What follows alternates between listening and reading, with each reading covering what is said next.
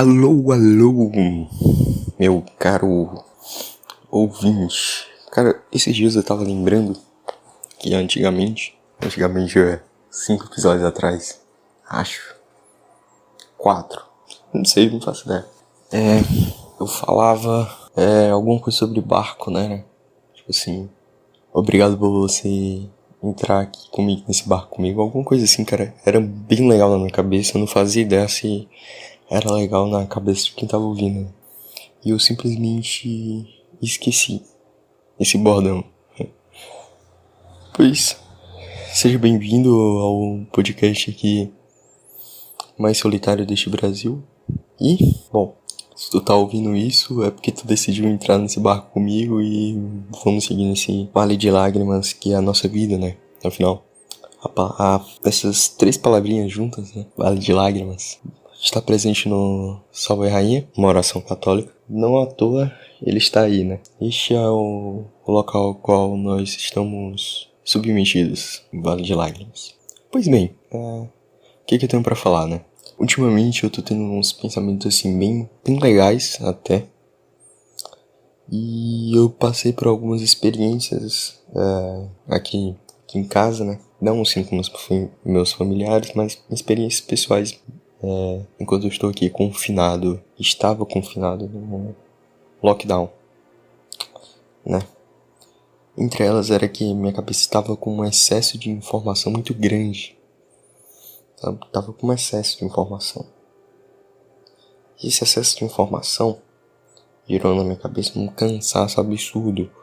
E não sei dizer preguiça, mas uma não disposição a estudar, a assistir vídeos, jogar. Não queria fazer nada, mas ao mesmo tempo eu tava como um zumbi fazendo tudo aquilo. Então, faz algumas semanas que eu não leio, por exemplo. Não leio, acho que ontem eu li pela manhã, ontem ou anteontem eu li pela manhã umas 3 páginas de um livro Robinson Crusoe, As Vidas e Aventuras de Robinson Crusoe, que eu ainda não acabei justamente por esse cansaço mental que eu andei passando e enfrentando durante essas últimas semanas, cara. E pra te dizer, uma coisa que eu não me orgulho é que, por exemplo, em questões acadêmicas eu tô bem atrasado por não estar estudando 100%. E aí esta semana eu tô dando um gás, né? Já matei uma matéria, agora vou ter que matar outra, né? Ok, YouTube, isso não é apologia à morte. Estou falando que eu finalizei algumas matérias. Ok, vamos indo. É segredo. Vamos indo aqui. Deixa eu só fazer uma coisinha, cara. Eu vou dar aqui uma leve pausa. Volto já. Retornei. Na verdade não retornei. Estou chegando. Pronto, cheguei. E o que eu tava falando? Excesso de informação. Bom, é isso, cara. Essa é a nossa geração, tá? Quem nasceu aí dos anos 2000 pra cá, tá um pouco antes, né? Teve aí seu excesso de informação. Mas quem nasceu nos anos 2000 não tinha ainda smartphone e tudo. Tá, cara. Eu entendo, porque eu nasci também no começo dos anos 2000, tá? Então, como se fosse muita coisa. Então, realmente, eu me lembro quando eu era molequinho, bem pequenininho. Eu me lembro que ainda existiam aqueles telefones. Aqui eu não faço ideia do que vai ser esse episódio, cara. Eu sinto muito, agora vai ser história dos celulares. É isso. Tratar de excesso de informações. Não me esqueci. Eu me lembro que quando eu era molequinho, bom, eu tinha um Play 2. Eu tive Play 2, cara, um PlayStation 2, por uma semana, sei lá. E aí meu pai comprou esse PlayStation 2 e ele vendeu pro meu tio. É uma coisa assim. Ele vendeu pro meu tio, que morava no interior, né? Mora no interior. E ele tinha uma locadora lá. Então esse PlayStation 2 foi realocado lá na locadora. Entendeu? Realocado, locadora. E, enfim, sempre foi esse o objetivo desse videogame.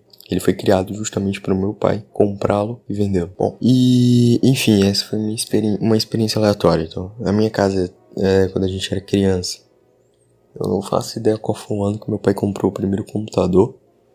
Não faço a mínima ideia, mas nós tínhamos um computador Ele nem tinha adaptador pro Wi-Fi, eu nem sabia se existia Wi-Fi naquela época. Não faço ideia. Sei que tudo era ligado no cabo, cara. Um cabo azul do vizinho, que era 2 casas depois da nossa. Então o vizinho 2 casas depois, ele vinha de lá, um cabo azul, entrava lá em casa e conectava esse computador. Nessa época ainda não existia o smartphones, não existia, eu acho. Não existia, quando eu era criança não existia, né? Tipo, até meus 6, 8 anos, 10 anos, eu acho, alguma coisa assim. Não faço a mínima ideia quando o primeiro iPhone foi criado. iPhone não, smartphone. Bom, meu pai tinha aqueles telefonezinho Nokia pequeno. Depois ele comprou um que abria e fechava, né? Enfim, o primeiro celular digital assim do meu pai foi um Nokia também. Pegava o Facebook, legal, pegava o Facebook. Meu pai só usava pra ligar, atender, tinha uns joguinhos lá, ponto. Quando esse celular passou pra mim, meu pai comprou um celular e passou isso pra mim. Eu coloquei o WhatsApp nele, era um WhatsApp bem rústico mesmo, bem esquisito. Eu só conseguia mandar algumas mensagens, né? Não conseguia acessar tantos grupos assim. E tinha alguns jogos lá. Bom, e eu lembro que os primeiros celulares com digitais foram sendo adicionados eram híbridos, né? Eram metade digital e metade física, então ainda tinha teclado físico. Aqueles celulares Motorola, né? Teclado físico, você conseguia tocar na tecla, mas não conseguia digitar ainda, né? Você tinha que digitar pelo teclado mesmo, era um teclado pequeno, só que tinha todos os caracteres de um teclado normal, né? Então, era uma outra pegada totalmente diferente do que a gente tem hoje, né? Celulares grandes, sei lá, 15, 18, 20 centímetros de comprimento, né? São celulares bem grandes comparados com aqueles, que eram telas minúsculas. E a gente tem aqui na palma da mão muita, mas muita informação. Informação que não caberia numa biblioteca normal. No tempo de, sei lá, de São Tomás de Aquino. São Tomás de Aquino não preveria tamanha informação que a gente tem acesso hoje. Imagine grandes mentes daquela época que tivesse esse acesso essas grandes informações. Isso é impressionante, cara. Impressionante. Ou eles continuariam sendo gênios, ou em algum dado momento, eles se debateriam, iriam encarar frente a frente o excesso de informação. Esse é o problema. Porque até então, os livros que eles tinham, sei lá, escritos à mão, entende? Eram poucos livros que tinham acesso. Grandes bibliotecas eram pra gente muito ricos mesmo. Gente rica mesmo. Onde eles tinham que ir até essas bibliotecas e dessas pessoas ricas e tudo mais para ter acesso. Estou exemplificando, não faço ideia se Santo Tomás era assim. Mas o que eu posso afirmar é que ele tinha muito menos acesso a livros do que a gente tem hoje, por exemplo. E, enfim, se ele tivesse um celular na mão, talvez ele se debateria com o excesso de informação. Ele, por ser uma mente muito avançada, né, provavelmente saberia lidar com este excesso de informação, mas ele não conseguiria escapar assim. Imagine um embate. Ele se debateria com excesso de informação, talvez passaria um dia, 2, talvez uma semana, tá? Ele é uma pessoa normal também. Uma semana, talvez 2, quem sabe. E eu acho que talvez no máximo um mês, eu não faço ideia, tá? Não. E depois ele conseguiria achar a solução para o problema, se realocaria, né, na situação. Ele driblaria o problema. Depois provavelmente escreveria um baita texto, um baita artigo sobre o excesso de informação, explicando como aconteceu com ele e como evitar. E aqui a gente cai em vários fatores. Ordenamento, disciplina, motivação, tá? Motivação. E a gente vai entrar em hábito, costume, esse tipo de coisa. Se você parar pra pensar, a motivação, já dito, né? É o motivo pelo qual você age. Disciplina vai ser então você tá realizando aquilo sempre, diariamente. Você é uma pessoa disciplinada. Cara, eu não consigo te dar aqui um pouco sobre o significado da palavra disciplina, né? Isso é a prática. A pessoa disciplinada, a pessoa sabe o que tem que fazer, vai lá e faz. Se ela tem que estudar 10 matérias em uma semana, ela vai dividir, pá. E aí a disciplina pressupõe também um ordenamento, que vem antes da disciplina, né? Naturalmente, porque pressupõe. O ordenamento seria em que ele organizar o que ele tem que estudar. Vamos supor que, vamos dar um exemplo. Eu quero estudar sobre doutrina católica. Ok. Doutrina católica, convenhamos, é bem abrangente. E dentro da doutrina católica você vai ter muita coisa. Você vai ter, sei lá, um assunto que o coroa católico tá abordando no Nova Vertente, por exemplo, demonologia, alguma coisa assim, né? Então, o estudo dos demônios. Eu particularmente não tô acompanhando, o assunto realmente não me atrai. Nada contra o trabalho do coroa, eu acho muito legal. Mas não é um assunto que me atrai, não por agora, principalmente por eu estar passando por esse processo de excesso de informação. Bom, vai ter o estudo dos demônios, o estudo dos anjos. Você vai ter então a história da igreja. Mas tô falando de doutrina, mas tem que estudar a história para estudar a doutrina, para entender alguns aspectos. Aí você vai entrar Mariologia, né? Vai entrar também no estudo de São José, estudo de Nossa Senhora. Você vai entrar então no Credo dos Apóstolos. Aí vai entrar nas virtudes, vai entrar na Suma Teológica, um monte de coisa. E aí, você senta, para, respira. Vamos respirar aqui. Calma. Por onde eu começo? Aí você começa a ordenar as coisas pela história. É bom. Vamos começar pela história. Uma dica, por exemplo, do padre Paulo Ricardo, embora tenha muita gente que fala, tenha muitas críticas ao padre, eu sempre retenho que é bom de tudo. Tento, pelo menos, né? Eu tento, pelo menos, reter coisas boas de tudo, principalmente de padres, né? Então, uma dica que ele deu é que quando você vai converter alguém, não é que você vai converter alguém, você entendeu, cara? Você quer que alguém se converta e tudo mais. O primeiro passo é você explicar, contar, ensinar a história de santos. Por quê? Primeiro você conta, sei lá, a história de São Jorge. Já abordei sobre São Jorge aqui no canal. São Jorge, ele é mártir, ele morre em nome de um senhor. Aí você vai contar sobre a história de outros mártires. Acho que agora eu tô esquecendo um santo mexicano, que é a história do Cristo Rei, né? Viva Cristo Rei. É o santo que ele é retirado também, a parte de baixo do pé dele, a sola do pé, e ele é obrigado a andar alguns quilômetros aí, e ele vai andando gritando Viva Cristo Rei, alguma coisa assim. Enfim, não tô dizendo que foi exatamente isso que aconteceu, não tô lembrando realmente. Se eu lembrar um nome aqui, eu falo, mas não se preocupe, esse santo específico que eu tô falando aqui, esse santo mexicano, das revoluções mexicanas, alguma coisa assim, né? Naquele período meio instável do México. Esse santo vai ser abordado aqui mais pra frente. Não se preocupe. Então, você vai explicando a história desses santos. São Pedro, que morreu de cabeça pra baixo. São Paulo também foi morto. E essas pessoas eram pessoas normais. Assim como eu, assim como você. Essas pessoas, elas tinham braços, pernas, um pescoço, uma cabeça, 2 olhos. São Jorge era um soldado, provavelmente um físico mais robusto. São Pedro, nas imagens católicas, né, é representado assim mais como um ancião. Como assim um ancião? Uma aparência mais que exala uma certa sabedoria, assim como também São Paulo, barba grande. São Pedro vai ter então a chave do lado, São Paulo, a espada. Então, você vai parando pra pensar isso aqui, outra coisa, outro assunto. Vamos focar. Essas pessoas eram normais, mas alguma coisa ela diferenciou de nós, meros mortais aqui na Terra. Essas pessoas morreram acreditando em alguém, não em algo, em alguém. Elas falaram o nome, elas gritaram o nome, suplicaram esse nome. Quem é esse ser, esse alguém que eles tanto chamam? Quando você para pra pensar, caraca, eles morreram em nome do seu Senhor. E tá aí.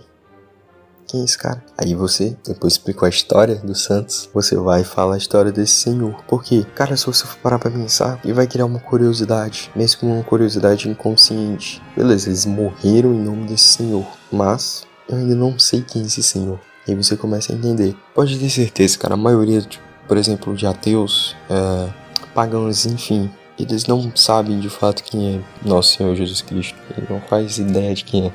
Ele pensa que sabe. Há ateus que sabem a Bíblia de cor salteado porque eram protestantes ou eram católicos e deixaram e tal. Mas eles pensam que sabem quem é. Eles sabem que dá no papel. Ele não sabe os frutos. Ele não sabe o que aconteceu de fato, de uma forma tanto material, foram essas pessoas morreram, mas também uma forma espiritual. E tem uma frase também aleatória aqui para complementar, é que para ser ateu você tem que ter uma fé muito grande, para você afirmar que nada, nenhum Deus é real. É uma fé muito grande, porque você acredita aquilo com tudo. Nenhum Deus é real, Deus não existe, nenhum Deus existe, tudo mais. E isso exige uma fé absurda, cara. Que essa fé fosse passada por uma religião, ele seria o adepto mais fiel daquela religião, justamente por essa fé absurda. Se eu parar pra pensar, tem muita gente que sei lá, se considera agnóstico, sei lá, que eles não conseguem afirmar que Deus não existe, e eles também não conseguem afirmar que Deus existe, e eles também não sabem se acreditam ou não acreditam. O importante é que eles sabem que algo existe e eles não conseguem descrever esse algo, também não conseguem negá-lo. É alguma coisa assim, mais ou menos, que esse agnosticismo moderno fala, né? Esse agnosticismo de adolescente. Porque exige uma fé absurda, o cara tem, não é um medo, mas é uma incerteza em afirmar um sim ou não.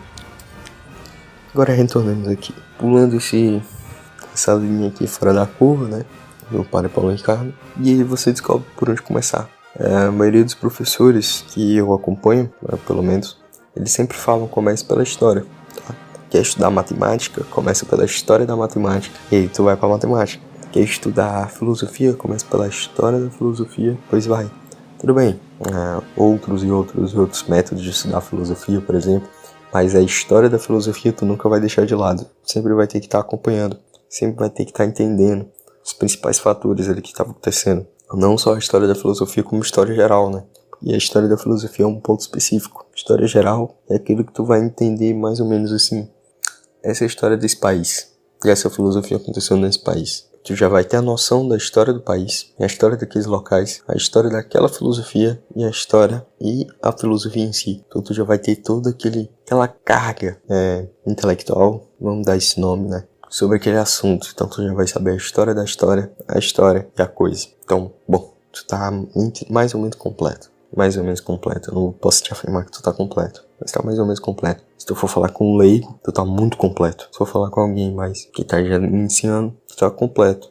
Se tu for falar com alguém que já tá no caminho há muitos anos, bom, tá no começo. E aí tu faz esse ordenamento, tu adquire a motivação, tu adquire a disciplina, e assim vai. E assim tu vai se desviando, se afastando desse excesso de informação, porque tu tem um norte. Tu sabe por que quer seguir para aquele norte, né? Que é o ordenamento, a motivação. E agora tu precisa da disciplina, que é dar um passo de cada vez em direção àquele norte, em direção à luz no fim do túnel. Um passo de cada vez, um passo de cada vez. Quando tu adquire um excesso de informação, imagine que a luz no fim do túnel tá na tua frente, cara. Bom, tu consegue ver ela. Quando tu tem esse excesso de informação, tu já perdeu o teu norte, o ordenamento. O ordenamento representou o quê? A luz do fim do túnel. Percebeu, cara? Se tu perdeu o ordenamento, tu perdeu a luz do fim do túnel. Imagina que então tudo escuro, fica muito escuro e dá aquela sensação de que a luz se afastou muito e tu tá como se estivesse caminhando para trás. Uma cena clássica de filme, de um personagem querendo escapar dos seus problemas e os seus problemas o alcançam e o puxam da solução. Identidade Solitária Podcast também é cultura. Vamos lá. Então, o problema da nossa geração, fora os inúmeros outros, é o excesso de informação. Por quê? O excesso de informação, cara, ele vai te causar, né, perder o ordenamento, perder disciplina, perder motivação, perder o caramba 4, cara. Mas ele vai te fazer perder uma coisa que é o agir, né? Ah, mas o agir não está na disciplina? Está, mas não somente nela. Até porque a motivação é o motivo da ação. Então é uma ação motivada, né? Então, se for parar pra pensar, a ação também está presente na motivação, como na disciplina, como também no ordenamento. Então o agir ele te proporciona diversas coisas. E quando tu perde esse agir, tu fica estático, que é como a nossa sociedade hoje está. Estática. Como assim? Bom, eu vou dar um exemplo meu. Chegou uma pessoa aqui, bateu na porta, eu abri, e era uma encomenda, mas não era pra mim, era pra vizinha. E eu não falo com a vizinha, ninguém aqui fala com a vizinha. Não tínhamos nenhum motivo pra pegar a encomenda. Então o homem abriu, pediu pra eu receber, e eu como não sou o dono desta residência, e sim, meu pai e minha mãe, eu deveria consultá-los primeiro, perguntar se eu poderia receber, e depois dizer ao homem. Só que aí, a reação foi pegar a encomenda. Isso aconteceu comigo, tá? Tô descrevendo. Eu fiquei sem reação. Eu peguei a encomenda, tá bom? Eu travei na hora de expressar assim. Calma aí, peraí. E ali na minha mãe, falar, mãe, tem um cara ali, deixa eu receber uma encomenda, será que eu recebo? E ela diria não. Então, eu diria não pegaria encomenda. Mas eu peguei, a primeira ação foi pegar. E depois pensar, caraca, eu não deveria ter pegado, entendeu? Essa é a sociedade atual. Onde, eu não vou falar especificamente do homem, mas da mulher também, cara. E ninguém, absolutamente ninguém, tem uma reação pra nada. Porque tá todo mundo acostumado ao estático. Veja, eu vou dar um exemplo que é básico, que todo mundo sabe.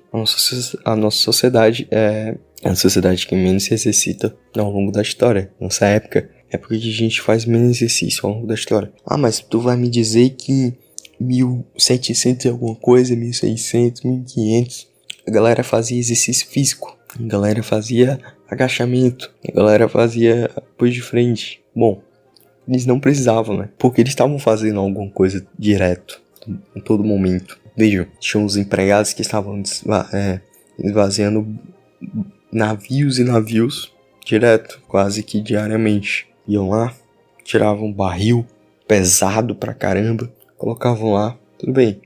Alguns pesos em excesso, pegadas erradas. Provavelmente muitos ali tinham dores nas costas absurdas.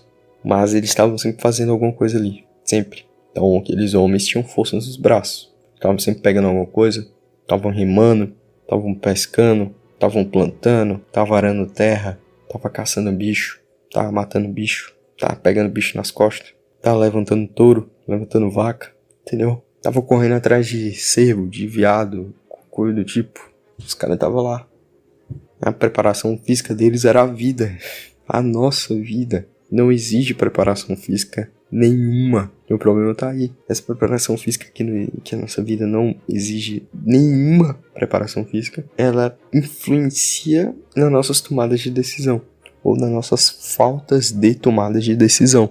Veja, este caso pareceu mais uma burrice absurda, uma simplicidade absurda, mas se você for parar pra pensar, caraca, faz todo sentido. A vida ficou estática, ficou parada, ficou estável. E desde quando uma vida estável significa uma vida boa? Desde quando? Quem foi que declarou isso, cara? Quem foi que disse que uma vida estável é uma vida boa? Quem foi que disse que uma vida cheia de problema como é? O contrário, né? Cheia não. Sem nenhum problema, uma vida boa. Entende? Se você disser assim... É uma coisa que eu tava pensando até. Tô desviando do assunto, mas é tudo interligado. Espero que você, meu caro ouvinte, esteja interligando tudo, tá? Antigamente, muito antigamente, né? As pessoas só viviam até os 60 anos. Mais antigamente até os 50. Em alguns países só até 40. Muitos mesmo estudiosos, que a gente... especialistas, estudiosos, precursores, que a gente vê na escola, depois do tempo, nos assuntos que nós estudamos, morreram cedo. Morreram aos 30 anos, morreram aos 40. O próprio Santo Tomás de Aquino morreu muito cedo. Então, você pode ver, 30 anos, 40 anos. Alguns morreram com 50, alguns mesmo, só alguns morreram com 50. Mas é sempre isso, 30 anos, 40 anos, 35 anos. Sempre nessa margem, porque a vida dele assim, não tinha toda essa qualidade medicinal que nós temos hoje. Então, a vida acabava, entre aspas, cedo, né? Por isso, hoje a nossa vida acaba cedo, aos 70 anos de idade, 80. Então, muita gente chega a essa idade, aos 70, 80. Minha bisavó já está indo aí na casa dos 90. O meu avô já está aí na casa dos 65. Quase entrando aí na casa dos 70, ó. Meu outro avô já está aí quase entrando na casa dos 80. Se eu parar pra pensar, foi uma vida longa, cara. 70 anos, são 7 décadas. 70 anos é uma vida absurda. Você dava pra fazer muita coisa em 70 anos, mas também dava pra desperdiçar 70 anos. Desperdiçar pelo menos 10 anos desses 70. 20 anos dos 70. Se eu for parar pra pensar, muitos desperdiçaram 30 anos dos 70. Caraca, uma vida que não foi vivida. E essa é a nossa realidade. Às vezes eu paro pra pensar, quando o cara sabia que só tinha 30 anos de vida, entendeu? Só tinha 30 anos. O cara não vai passar dos 30, não vai passar dos 35, não vai passar dos 50. Alguns davam mais valor à vida, davam mais valor ao fato da finitude. E isso falta bastante nos nossos tempos atuais, por isso também. A não reflexão sobre a finitude, a falta de exercícios na nossa vida, a falta também de responsabilidades, a falta de tomada de decisões, causa que, ao nos depararmos com um problema, não agimos como os nossos ancestrais. Os nossos ancestrais teriam duas reações básicas que os diferenciam os que sobreviveram mais tempo. Eles têm essas duas qualidades básicas, né? Ao decorrer com um problema, ou eles correm ou eles enfrentam.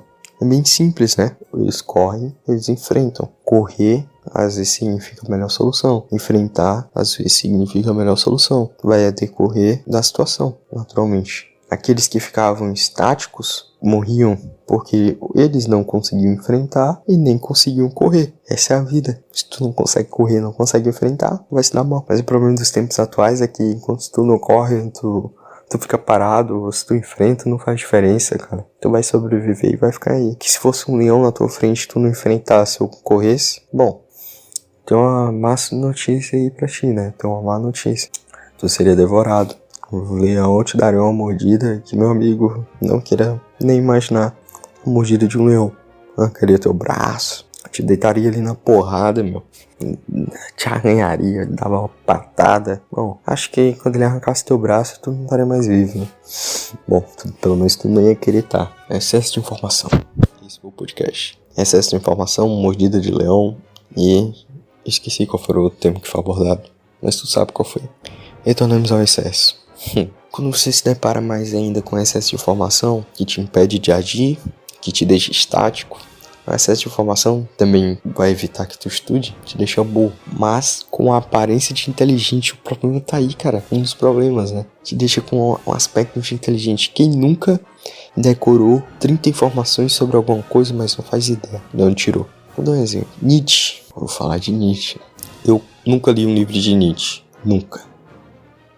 E eu tenho pelo menos aí algumas informações aí, sei lá, 10 informações sobre Nietzsche que fazem com que eu nem tenha uma pressa pra ler, bem como tem informações que eu, caraca, leria isso aqui. Mas em Nietzsche, fora artigo curto, alguns outros artigos mais longos sobre Nietzsche, eu nunca li uma obra de Nietzsche, nunca li um livro da autoria de Nietzsche, nunca li um livro contra Nietzsche. Se alguém me perguntasse, tu recomendaria Nietzsche? Eu poderia mentir e falaria, não, que Nietzsche tem isso, aquilo outro. De forma mais honesta, hoje em dia eu falaria, né?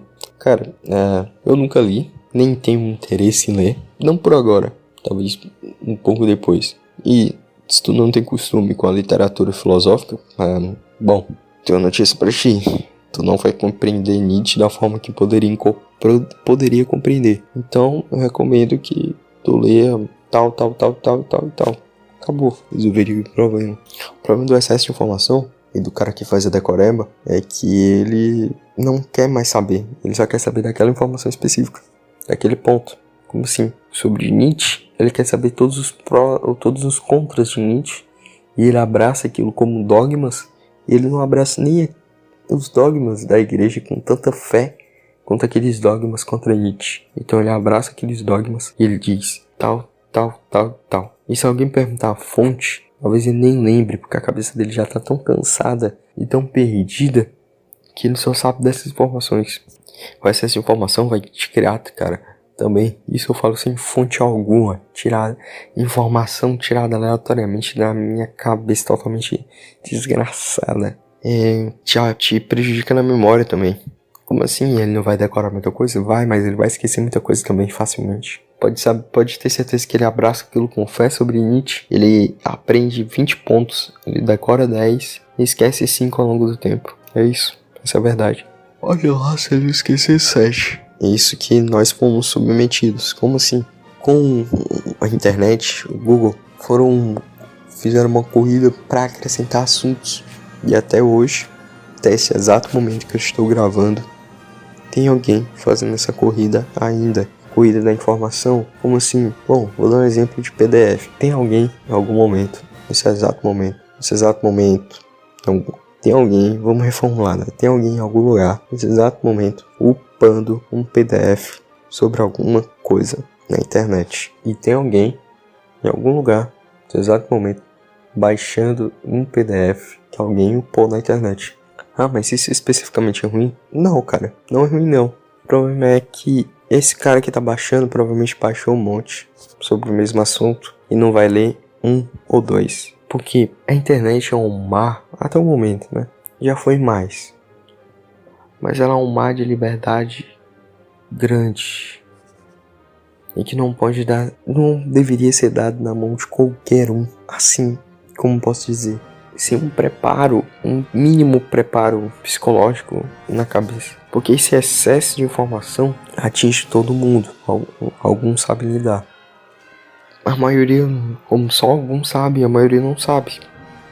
Ou os que sabem, ou os que pensam que sabem, porque eles não procuram informação e por isso eles consideram que sabem lidar com excesso de informação. Não procuram o mínimo de informação possível. Provavelmente estão no Instagram, que já é um excesso de informação, né? Estão no Twitter, que é um excesso de informação. Se uma pessoa no Instagram segue mais de 100 pessoas, bom, ele já tá no excesso de informação. Vou diminuir. Se ele segue mais 50, ele já tá no excesso de informação. Porque, mas são meus amigos e tal, tô seguindo aqui umas 150 pessoas, 200 pessoas. Bom, ele tá tendo acesso à vida de 200 pessoas, isso pressupondo que são pessoas, né, não são páginas. Se forem páginas, ele tá tendo acesso à vida de, mais ou menos ali, vamos supor que ele segue 20 páginas. Ele tá tendo acesso à vida ao conteúdo de 20 páginas e à vida de 180 pessoas, que todo dia postam. A maioria todo dia postam story, 2, 3, alguns postam no feed, né?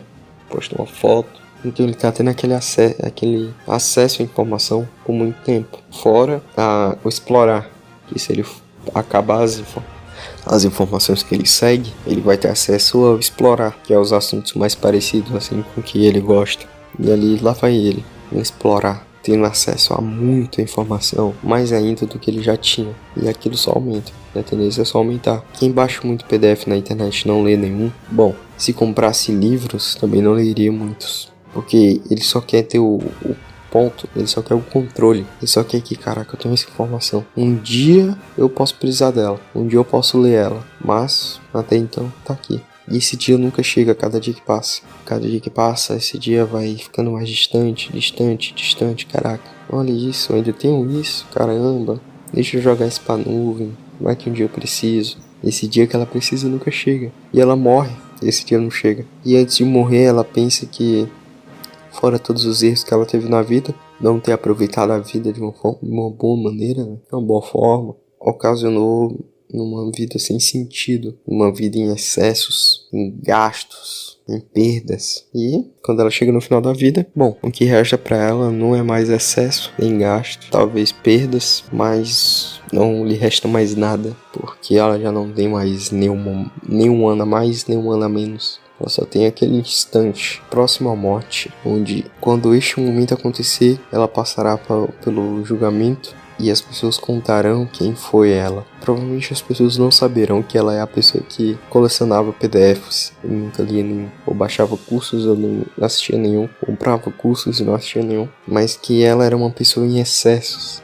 Provavelmente ela gastava demais, comprava demais, não usava as coisas que comprava, só queria, pagou a academia e nunca foi. Ela vai ter essas histórias de excessos, gastos e perdas, porque esses pequenos atos vão refletindo em maiores. Uma coisa pequena, uma coisa que começa errado, seu fim é trágico. Então, acho que deu para explorar um pouco aqui sobre excessos, perda de memória, reflete na nossa vida também.